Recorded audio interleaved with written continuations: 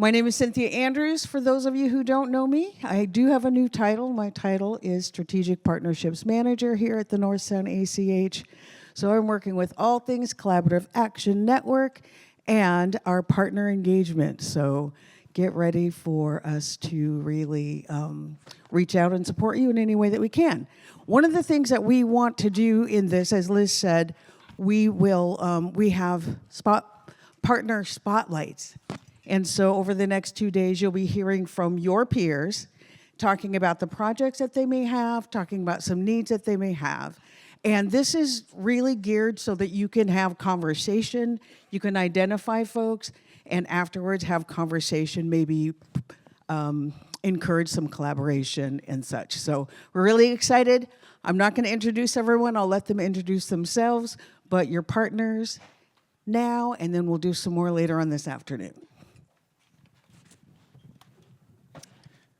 Okay, well, here we go. Thank you, Cynthia. It's always great to be part of these conferences and opportunities to engage and talk with others that have similar mindsets and are eager to share as well.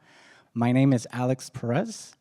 I am the Latinx Business Development Program Director at Northwest Agricultural Business Center, known also as NABC. It's a long name.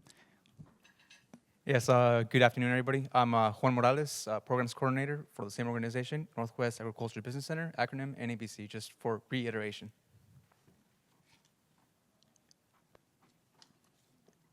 Next slide. Before. Okay, so a little bit of who we are so people understand what kind of work we do. So we are a nonprofit, and we focus on providing value to Latinx farmers, either by business technical assistance. We do this in a bilingual format with a sensitive manner that makes sense culturally. So we do that in a way that makes sense for us, but also makes sense for the farmer.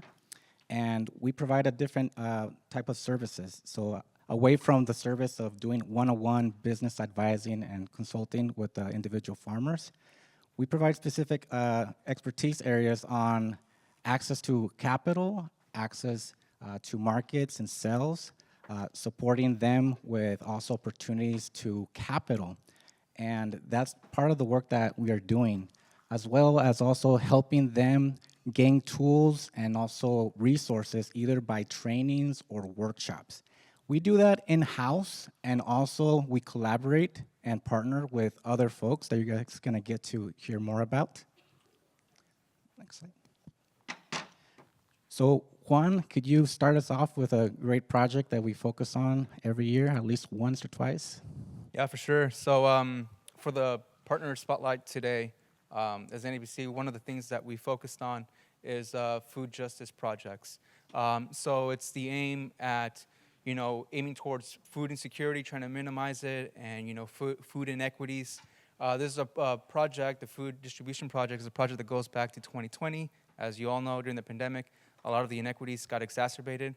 One of those had been food insecurity. So with that in mind, and I apologize for using violent language, but it is what it is.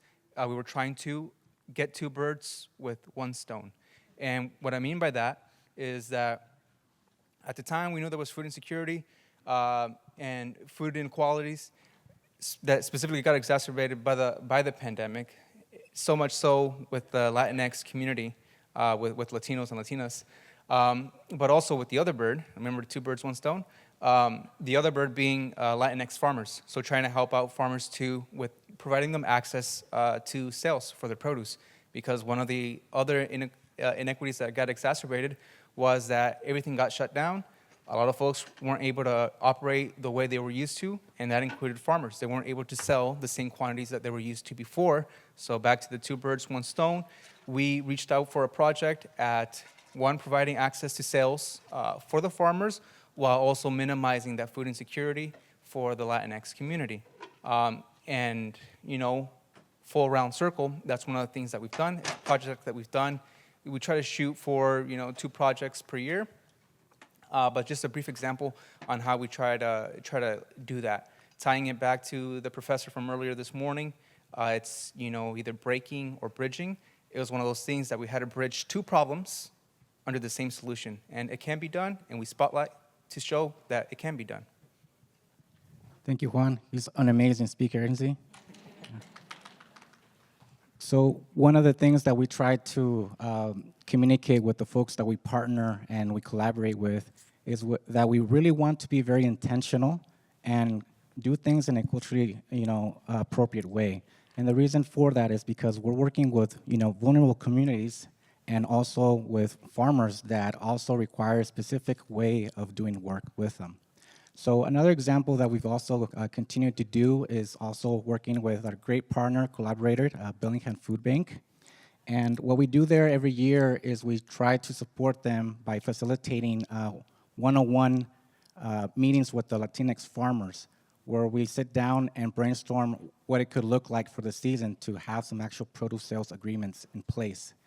So that involves a little of communication with the farmers and also in the meetings to try to see how we can best support them, to see how they can actually do this every year. And that's been a great partnership that we can showcase and highlight again, because we don't really like to do things complicated. We like to do things simple. And we're continuing doing that, and we also had the opportunity to do another project with them, which is Cultural Alimentos, upcoming video that you guys are going to get to see. And not today, but in another opportunity. And we also partner with Puget Sound Food Hub, which is a distribution cooperative, And what happens there is that NABC has helped in the past several of these Latinx farmers become part of that cooperative, where many of them were the first, folks to be part of that cooperative. And some of them got inspired, actually became part of the board in the past as well. So we also have our partners with funding that had supported some of these projects, North Sound ACH, of course, and Food Lifeline that's been amazing, supporting us in a variety of ways to continue these projects.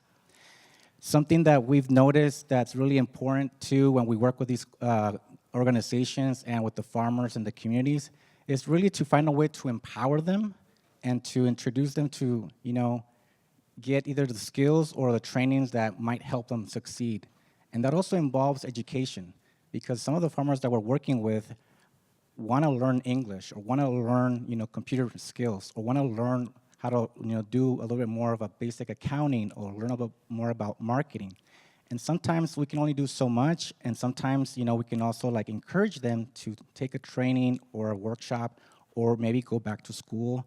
And that's something that we've also seen being a huge benefit with the work that we've been doing. Great, so I'm gonna transition into this program that's separate from NABC, but here this is a program from Burlington Edison School District, which is called Gear Up. And its focuses on middle school and high school students to encourage them to gain skills and resources to get an education in college. And again, that's a perfect example of what they're doing there, is doing a customized approach to really working with the youth to see what it is they need to succeed and continue college. So the work being done there, again, is very tailored to specific communities. And the power in this work that they're doing there is that they're also encouraging parents, which is very, very important. So it happens to be that I got introduced to this project and asked if I could support this. And it happens to be that one of the amazing farmers that I get to work with had a son go through this program. That son has been working with the parents in the farm since he was a child.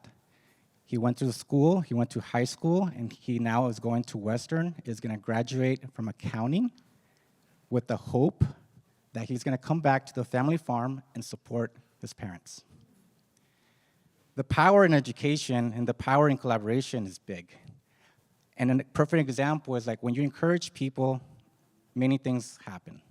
So the parents are now gonna go back and encourage the parents in this program. The parents of this child that went through that program, that are farmers, that are amazing farmers, are now coming back and want to inspire and motivate the other parents to say, hey, we could do it. We didn't speak English. We only speak Mixteco. We learned Spanish. We learned English.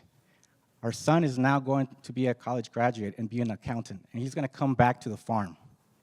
So that's the power of collaboration, and the power of encouraging others to be part of doing good things. Not just performance, but actually doing good things. With that, Juan is going to end with a great phrase. Yeah, sure. On that note, we spotlight this to show that it doesn't begin with us, it doesn't end with us. We spotlight this to show that this type of work can be done, regardless of what industry you come from, regardless of what projects or specific initiatives each one of you have. I know it's a room that's very broad and very diverse, so we share that with that intention. And also, a couple of days ago, I heard some pretty wise words that goes that you can either lead by the example of your power or by the power of your example. And with that, I wish you all the best of success in your individual projects and initiatives. Thanks.